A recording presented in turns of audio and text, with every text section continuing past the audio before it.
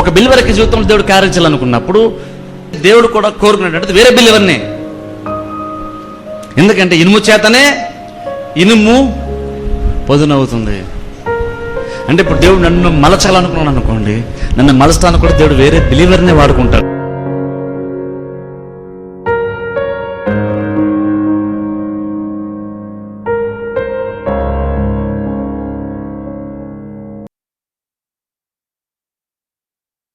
అపోస్తల కార్యము 2వ అధ్యాయము 42వ వచనం.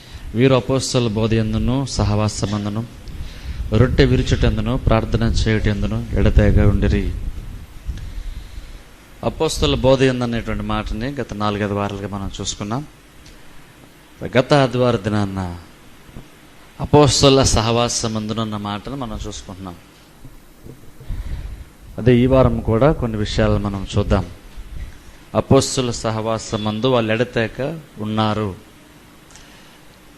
రక్షింపనటువంటి విశ్వాసులు ఏమి చేయాలన్నటువంటిది ఈ ఒక్క వచనము చాలా క్లియర్గా విశ్వాసులకి బోధిస్తున్నటువంటి ఒక విషయం. ఆ పైన చూస్తే అపోస్తలుడైనటువంటి పేతురు సువార్తను ప్రకటించాడు. ప్రకటించిన తర్వాత కొన్ని వేల మంది సంఘానికి చేర్చబడ్డారని వాక్యం చెప్తుంది. ఆ చేర్చబడినటువంటి వారు ఏం చేశారు అది మనం చూస్తున్నాం. మొదటిగా ప్రతివారు రక్షణ పొందాలి. అదే రక్షణ పొందినటువంటి ప్రతివారు కూడా ఏం చేయాలో ఈ యొక్క వచనము క్లియర్గా మనకు బోధిస్తుంది. నేను ఎంతమంది చెప్తున్నాను, మరలా జ్ఞాపకం చేస్తున్నాను.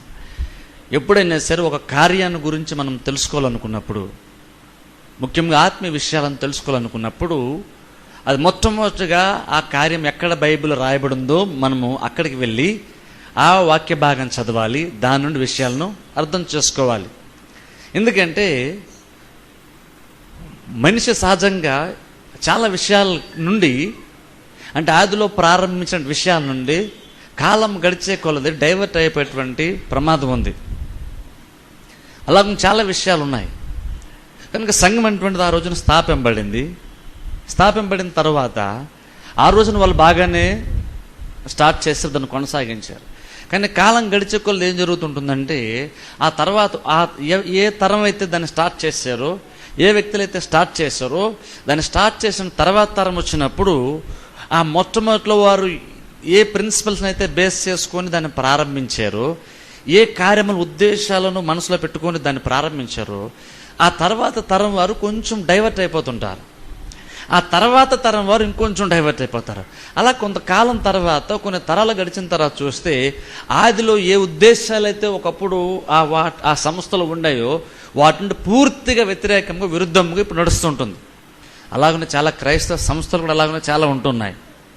అలా జనరల్గా కూడా చాలా ఆర్గనైజేషన్స్ అలాగనే ఉన్నాయి. ప్రాబ్లం ఏంటంటే సోషల్ ఆర్గనైజేషన్స్ అలా ఉంటే పర్వాలేదు, కానీ మనకంటూ ఒక స్టాండర్డ్గా దేవుడు బైబిల్ని ఇచ్చి మనం ఏం చేయాలన్న దాని గురించి ఒక క్రమాన్ని దేవుడు లేఖనాల్లో పెట్టి ఉంచి ప్రతిదీ చేయాలనుకున్నప్పుడు, చేయాలనుకున్న ప్రతి కార్యము ఎలాగ చేయాలో బైబిల్లో దేవుడు కొన్ని ప్రిన్సిపల్స్ని పెట్టినప్పటికీ కూడా ఒక్కొక్కసారి మనం ఏం చేస్తుంటామంటే బైబిల్లోనికి వెళ్ళి చూడడం కాబట్టి మనము స్టార్ట్ చేసేసి పరిస్థితులను బట్టి అటు ఇటు కొంచెం అడ్జస్ట్ చేసుకుంటూ మనం ఆ సంస్థను లేదా ఆ సంఘాన్ని నడిపించుకుంటూ వెళ్ళిపోతుంటాం. బేసిక్ చాలామందికి ఉండే ఆలోచన ఏంటంటే ఈ రోజుల్లో అలాగ చేస్తే కుదరదని అంటారు. స్పెసిఫిక్గా ఈ రోజుల్లో క్రైస్తవ సంఘాల్లో వస్తున్న పెద్ద మార్పు ఏంటంటే చాలా విషయాల్లో ఇప్పుడు మారిపోతున్నాం. దానికి బేస్ ఒక కారణం ఏంటంటే అలాగైతే చాలామంది రారండి, అలాగే చాలామంది వినరండి అంటారు.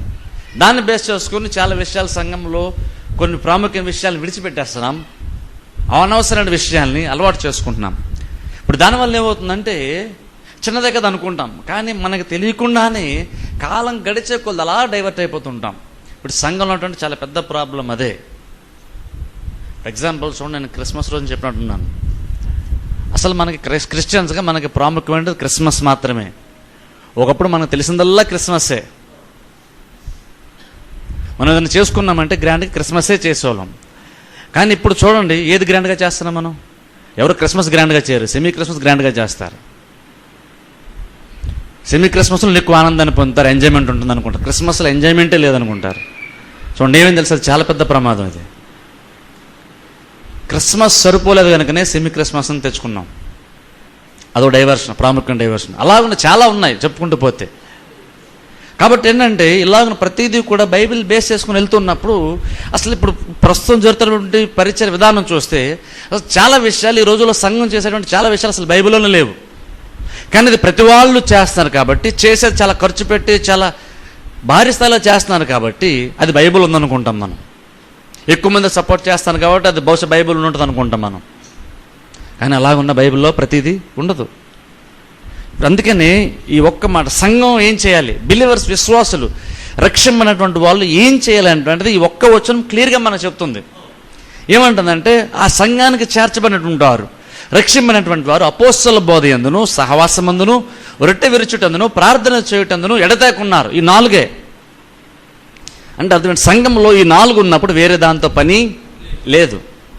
ఈ 4 కరెక్ట్గా బైబిల్ బేస్డ్గా ఉంటే ఆ సంఘం ఇంక వేరేది అవసరం లేదు. ఉన్నటువంటి వాటితో మనం తృప్తిపడి అందులో బలపెడితే దేవునికి చిత్తం మన జీవితంలో, సంఘంలో అదే దేవునికి చిత్తం.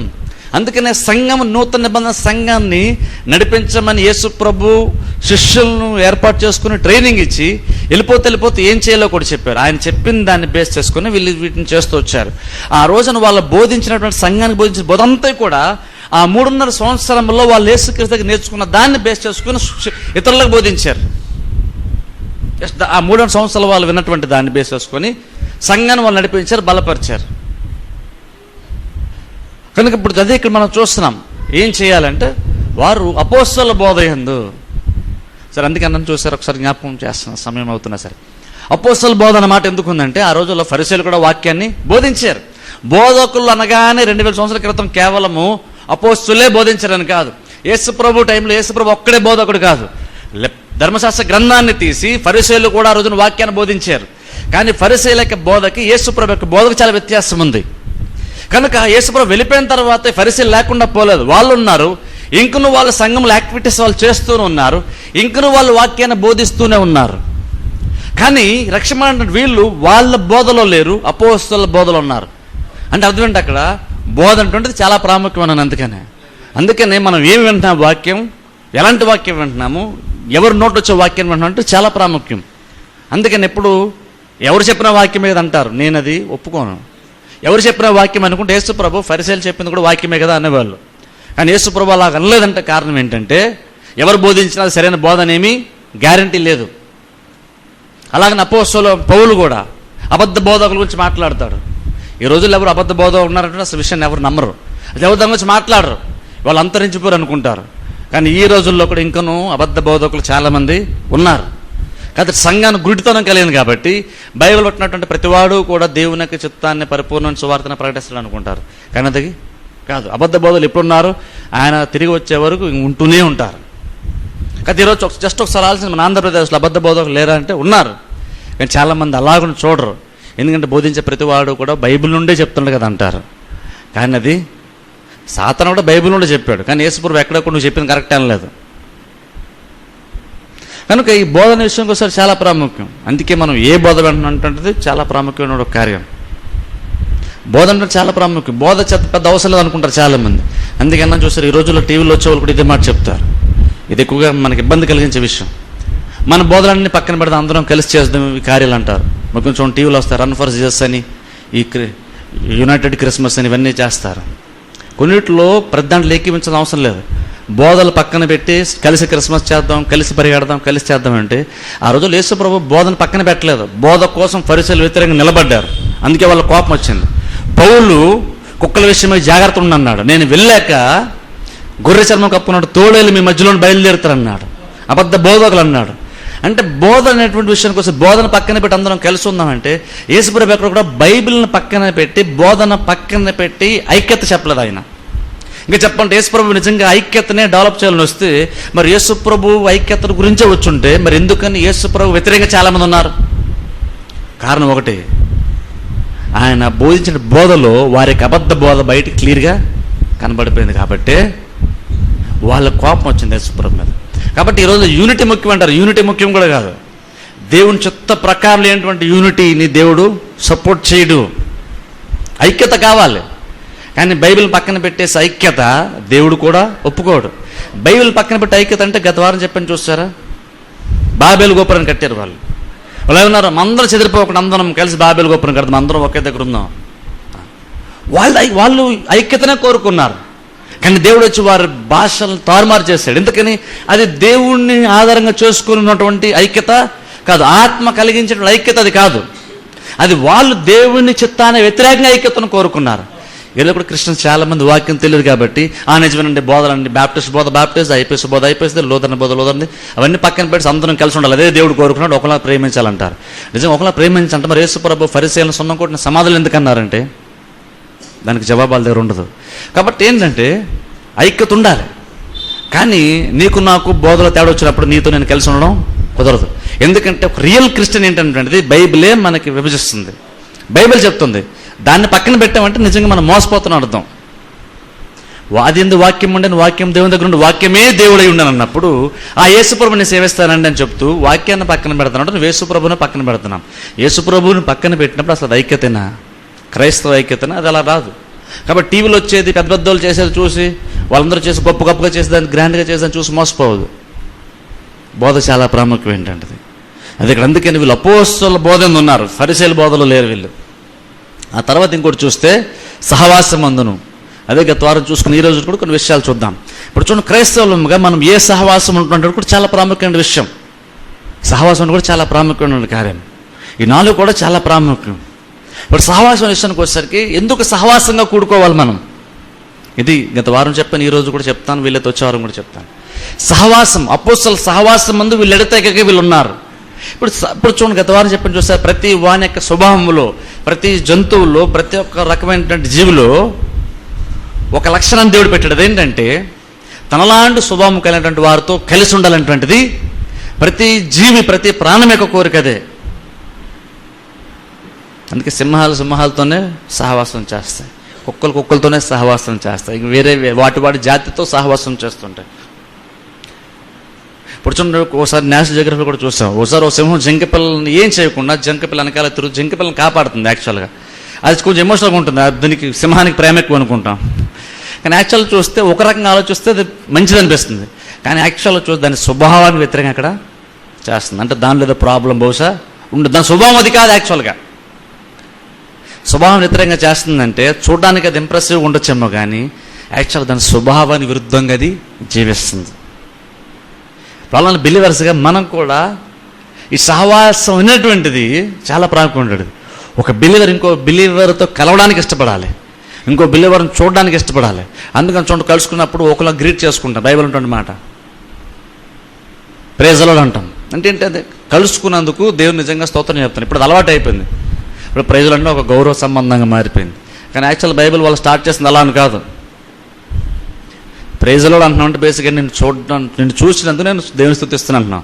అంటే కలుసుకోవడంలో వాళ్ళకి అంత ఆనందం ఆ రోజున సంఘంలో విశ్వాసాలకి కలిగింది. దాన్ని బేస్ చేసుకుని ఇలాగొచ్చింది. కానీ అసలు ఎవరికైతే తెలియని కూడా తెలియదు. సో డైవర్ట్ అయిపోతున్నాం. కాబట్టి ఆ రోజున కలుసుకోవాలని వీళ్ళు చాలా ఆరాటపడేవాళ్ళు, వాళ్ళు ఆశపడేవాళ్ళు. మరి ఈ రోజుల్లో సంఘం అలా ఉందా? కొరింథీ సంఘంలో చూస్తే మీరు అపోస్తలుడైన పౌలు అంటాడు, ఆ కొరింథీ సంఘంలో ఉన్న ప్రాబ్లం బట్టి మీరు కూడుకుంటారు మరీ ఎక్కువ కీడిగే కానీ మేలుకి కాదని. అంటే చూడండి, ప్రాబ్లం ఉన్నప్పుడు ఎక్కడైతే ఏదైతే మేలు చేయాల్సి ఉందో సంఘానికి, ఏదైతే బిలీవర్స్కి మేలు చేయాల్సి ఉందో అక్కడ కరెక్ట్గా ఎవరి కార్యం వాళ్ళు చేయనప్పుడు మేలుకరంగా ఉండవలసినటువంటిది కూడా ఎక్కువ కీడిని తెచ్చేదిగా కూడా మారచ్చు. అందుకే దీనికి సరైన మేనేజ్మెంట్ అవసరం. అందుకే దీనికి ప్రతి వారికి సహకారం అవసరం. ప్రతి వారు వారికి పాత్రను తెలుసుకోవాలి, ఎందుకు కూడుకున్న విషయాన్ని తెలుసుకోవాలి.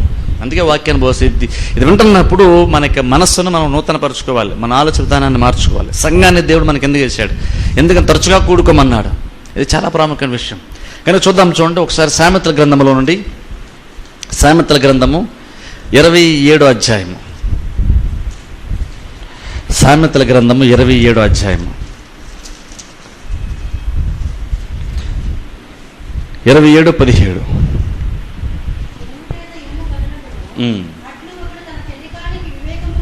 చాలు.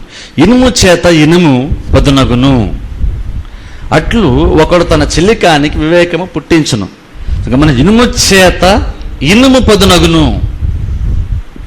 ఇప్పుడు చూడండి, సహవాసం ఇప్పుడు మనం కూడుకొని ఎక్కువ ఇష్టపడమంటే ఆ సహవాసంలో కొంతమంది విశ్వాస లెక్క ప్రవర్తన విధానాన్ని బట్టి ఒక్కొక్కసారి మనము ఇష్టపడం, సహవాసం కూడుకోవడానికి వెళ్ళం, ఇష్టపడం, అందునటువంటి వ్యతిరేకమైన కార్యాలను బట్టి వెళ్ళడానికి ఇష్టపడం మనం.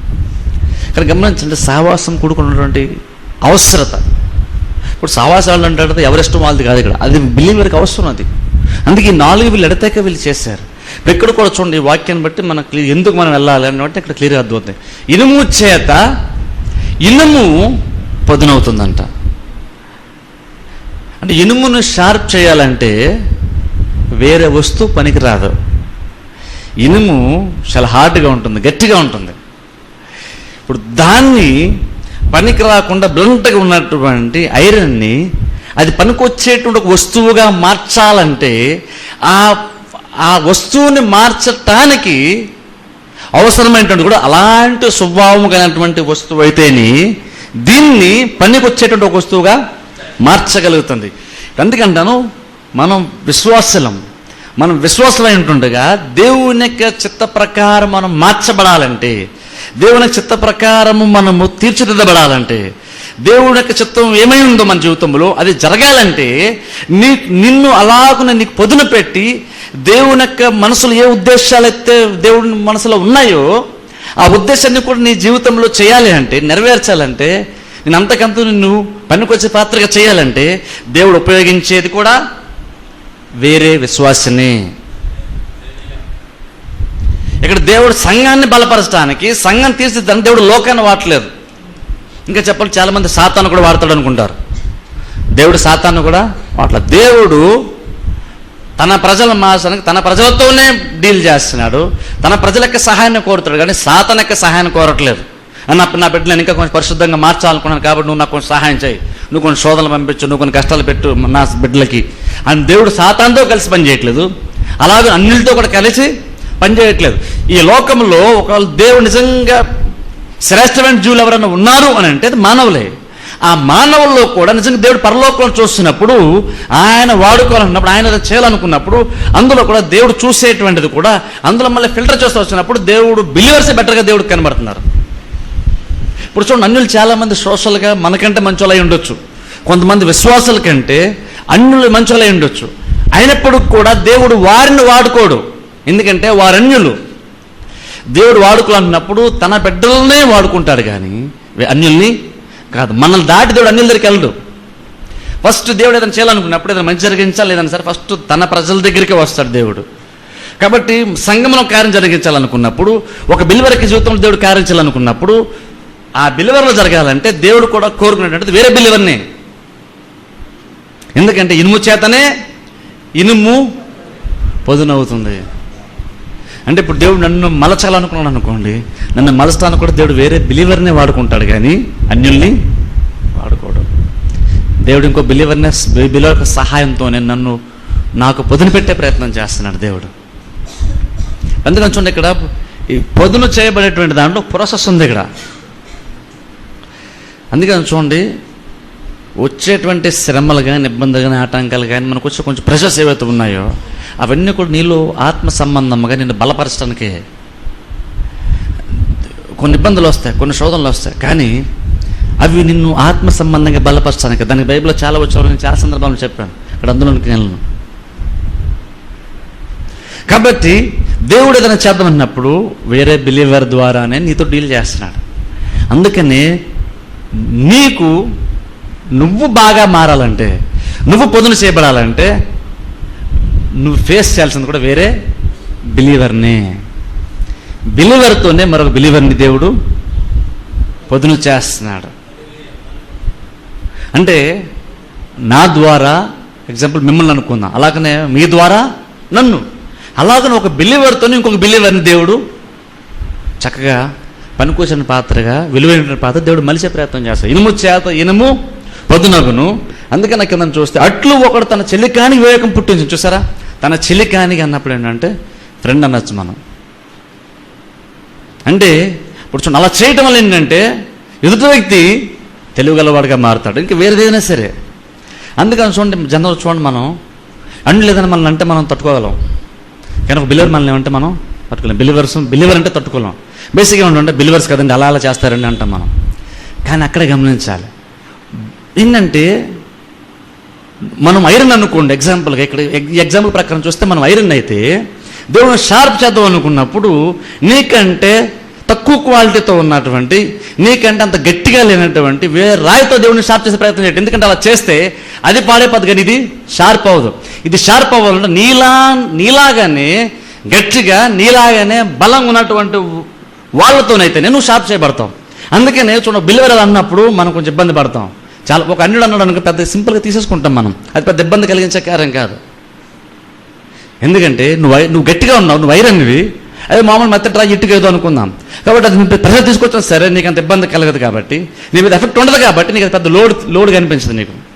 కానీ ఎప్పుడైతే నువ్వు ఒక బిల్లువెర ఉండి, నువ్వు ఒక ఐరన్ రాడ్లా ఉండి వేరే ఒక బిల్లువెర నేను అన్నప్పుడు నువ్వు తట్టుకు. ఎందుకంటే ఇప్పుడు నీలాగానే కఠినంగా, నీలాగానే గట్టిగా ఉన్నటువంటి ఒక మెటల్ వచ్చి నిన్ను షార్ప్ చేసే ప్రయత్నం చేస్తుంది. అక్కడ నీకు ఒత్తిడి గురవుతావు.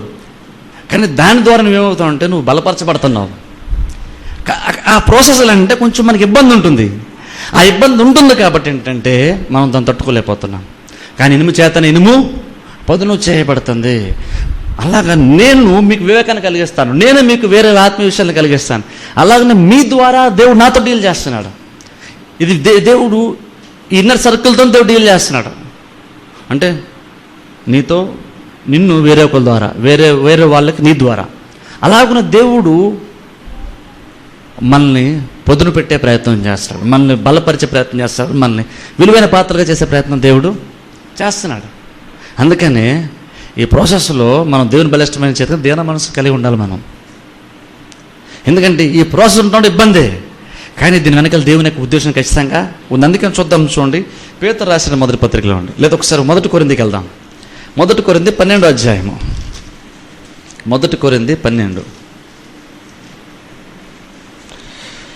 1 కొరింథీ 12వ అధ్యాయము 12వ వచనం చదువుకుందాం.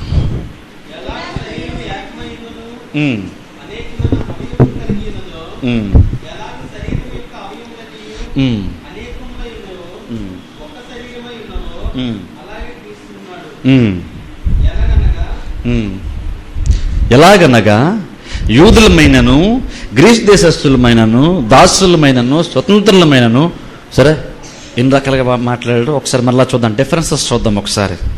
ఒకే శరీరం ఎలాగంటే దాన్ని ఎక్స్ప్లెయిన్ చేస్తా అంటున్నాడు. యూదులమైనను, గ్రీస్ దేశస్థులు అంటే రక్షింపడినటువంటి అన్యులు అనమాట. గ్రీస్ దేశం అన్యులు, కానీ రక్షింపడినటువంటి వారు. ఇప్పుడు వీళ్ళు శరీరంలో చేర్చబడ్డారు, అమర్చబడ్డారు క్రీస్తు శరీరంలో. కాబట్టి యూదులుగా ఉండి నువ్వు క్రీస్తుని తెలుసుకొని క్రీస్తు శరీరంలో చేర్చబడి ఉండొచ్చు. గ్రీస్ దేశస్థులు అంటే అన్యులుగా ఉండి నువ్వు రక్షింపబడి ఉండొచ్చు, లేదా ఒక దాసుడుగా ఉండి నువ్వు రక్షింపబడి ఉండొచ్చు, కానీ స్వతంత్రుడుగా రక్షింపబడి ఉండొచ్చు. కానీ నువ్వు ఏ బ్యాక్గ్రౌండ్ నుంచి వచ్చినా సరే అన్నాడు, మనమందరం ఒక్క శరీరంలోనికి ఒక్క ఆత్మ యందే బాప్సం పొందితిమి. మనమందరము ఒక్క ఆత్మను పానము చేసిన వారమైతిమి. శరీరం ఒక్కటే అవయముగా ఉండక అనేకమైన అవయములుగా ఉన్నది. ఇప్పుడు చూడంటున్నాడు, నేను చెయ్యి కాను గనక శరీరములోని దానను కానని పాదము చెప్పినంత మాత్రం నా శరీరంలోనిది కాకపోదు. మరియు నేను కన్ను కాను గనుక శరీరంలోని దాన్ని కానని చెవి చెప్పినంత మాత్రమున శరీరంలోనిది కాకపోలేదు. శరీరం అంతయు కన్నైతే వినుట ఎక్కడ? అంతయు వినుట అయితే వాసన చూచుట ఎక్కడ? అయితే దేవుడు అవయముల్లో ప్రతి దానిని, గమనించండి, ప్రతి దానిని, కొన్నిటి అనలేదు, ప్రతి దానిని తన చిత్త ప్రకారము శరీరములో నుంచెను. దేవుడు తన చిత్త ప్రకారము ప్రతి అవయమును తన యొక్క శరీరంలో ఉంచాడు. ఇక్కడ పౌలు ఏం మాట్లాడుతున్నాడంటే, ఆ రోజున ఇప్పుడు చూడండి, మనకి ఇప్పుడు పెద్దగా అంత డిఫరెన్సెస్ కనిపించేంత వ్యత్యాసాలు ఇప్పుడు సంఘంలో మనకు లేవు, లోకంలో మనకు లేవు, కొంచెం మారుతున్నాం. కానీ ఆ రోజుల్లో ఏంటంటే, ఆది సంఘంలో ఏంటంటే ప్రాబ్లం ఏంటంటే, వీళ్ళు సువార్త ప్రకటించినప్పుడు గ్రీకు దేశస్తులు అనగా అన్యుడయ్యుండి సువార్తను విని నమ్మి సంఘంలో చేర్చబడ్డాడు. విని రక్షణ పొంది బాప్తిసం తీసుకొని ఊర్లోకి వెళ్ళిపోలేదు, సంఘంలో చేర్చబడ్డాడు. ఒకవేళ యూదులుగా ఉండి ధర్మశాస్త్రాన్ని అనుసరిస్తూ ఉండి సడన్గా వాక్యాన్ని విని యేసుప్రభు దేవుడు అని తెలుసుకున్నటువంటి వ్యక్తి కూడా ఇప్పుడు యేసుప్రభు లోనికి చేర్చబడ్డాడు. అనగా రక్షణ పొందినప్పుడు ఆత్మ సంబంధంగా క్రీస్తులోనికి వెళ్ళాడు, సంఘంలో చేర్చబడ్డాడు. అలాగే ఆ రోజుల్లో కొంతమంది బానిసలు ఉండేవాళ్ళు. వాళ్ళు ఆ రోజు సువార్తను విన్నారు, నమ్మారు, బానిస కూడా సంఘంలో చేర్చబడ్డాడు.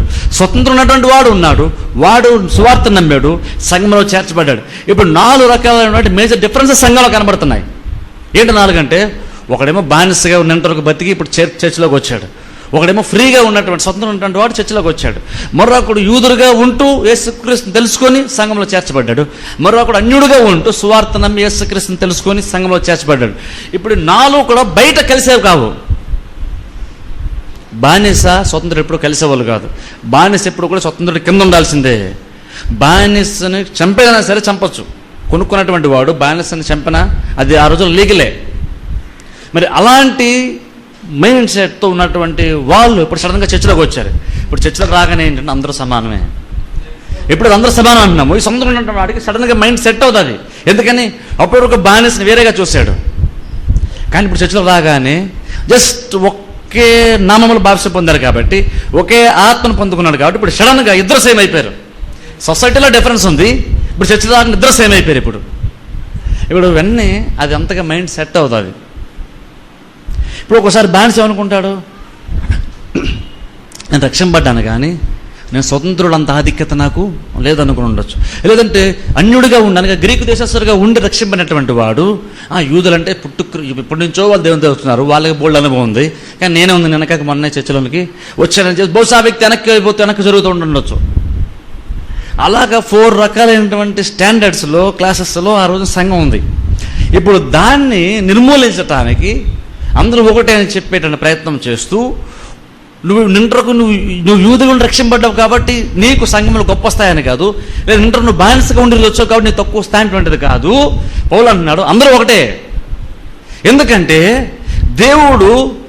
దేవుడే ప్రతి ఒక్క అవయవాన్ని ఆ క్రీస్తు శరీరంలో తన చిత్త ప్రకారము దేవుడు అమర్చాడు.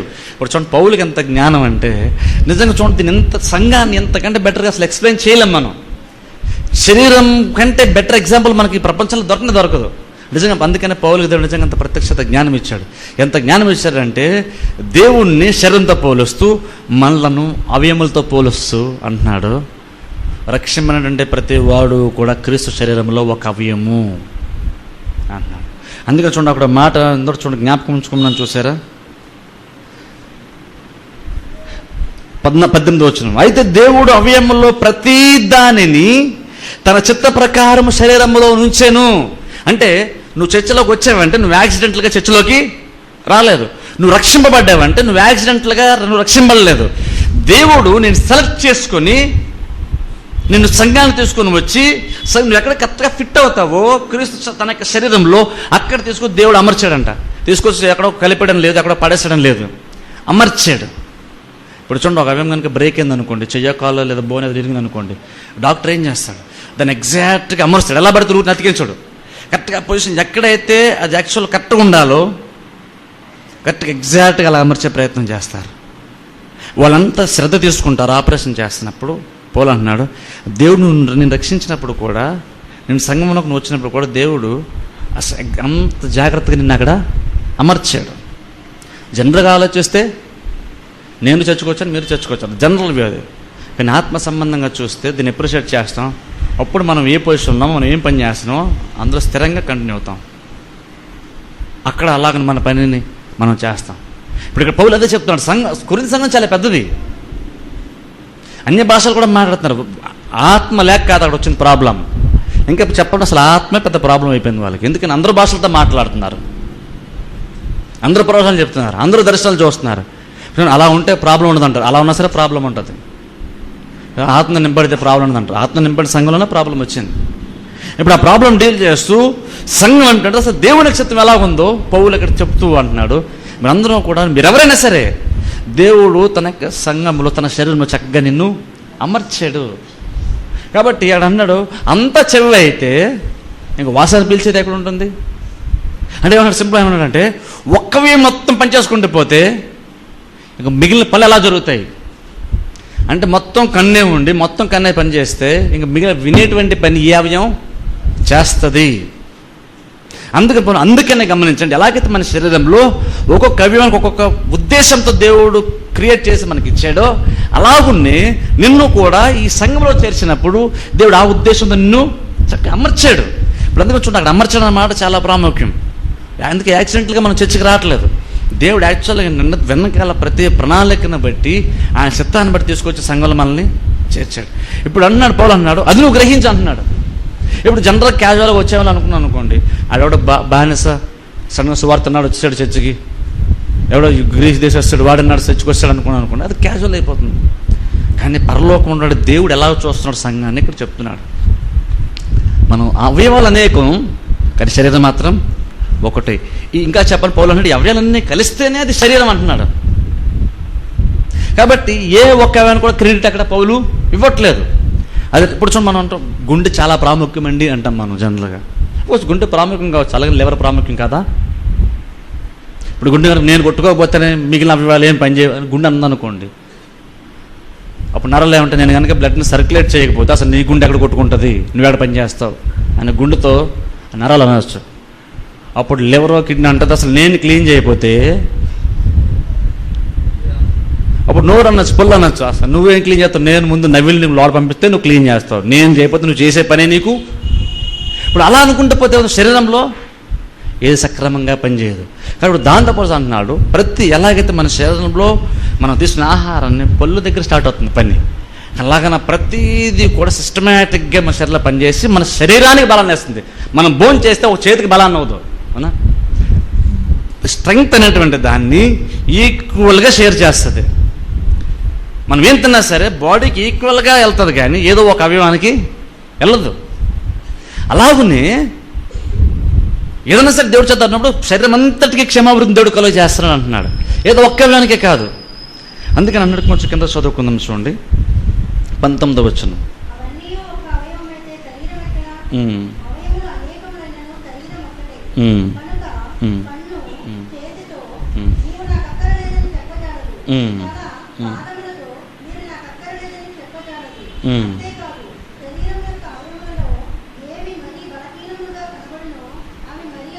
సరే, ఇంకెక్కడ ఎంత ఎక్స్ట్రీమ్కి వెళ్ళాడంటే పౌలు అంటున్నాడు శరీరం ఒక అవయవంలో ఏవి మరీ బలహీనములుగా కనబడునో అవి మరీ అవశ్యములే. సరే, అంటే ప్రతి బిలీవర్ కూడా శరీరానికి అవసరం అంటున్నాడు. ఇదంతా దేనికి?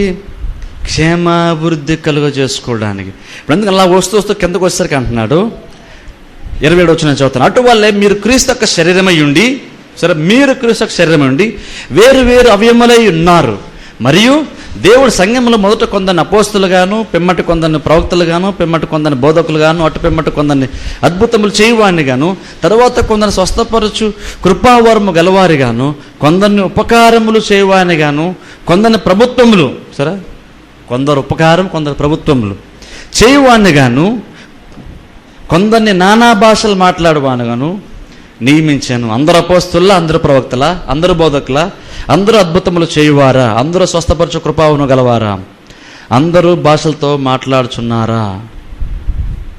చూడండి ఇక్కడ అంటున్నాడు, అందుకనే కొందరు దేవుడు ఇలాగని నియమించాడు. అందుకని చూడండి సంఘంలో ఇక్కడ ఉన్నటువంటి ఏ అవయవం కూడా పనికిరాని అవయవం ఏది లేదు. ఇప్పుడు చూడండి దీని సంఘాన్ని అర్థం చేసుకోండి, శరీరాన్ని అర్థం చేసుకోండి. మన శరీరంలో పనికిరాని అవయవం అంటే ఏదైనా ఉందా? ఊరిని జస్ట్ దేవుడు ఏదో లుక్కు కోసం పెట్టాడు మనకేమైనా ఉందా? ప్రతి అవయవం కూడా దాని పనిని చేయటం కొరకు దేవుడు పెట్టాడు. పనికి రాని అవయవం అంటూ ఏదీ లేదు. అలాగున్నే సంఘంలో ప్రతి వారిని కూడా దేవుడు అందుకే పెట్టాడు అంటున్నాడు. సంఘం దేవుడు ప్రతి వారిని అందుకే పెట్టాడు. అందుకని సంఘము క్షేమాభివృద్ధి కలుగ చేసుకుంటూ కొరకు. అందుకని చూడండి మరొక పత్రికలోకి వెళ్దాం. పేతురు రాసిన మొదటి పత్రిక, ఇక్కడ కొంచెం క్లియర్గా ఉంది. పేతురు రాసిన మొదటి పత్రిక 2వ అధ్యాయం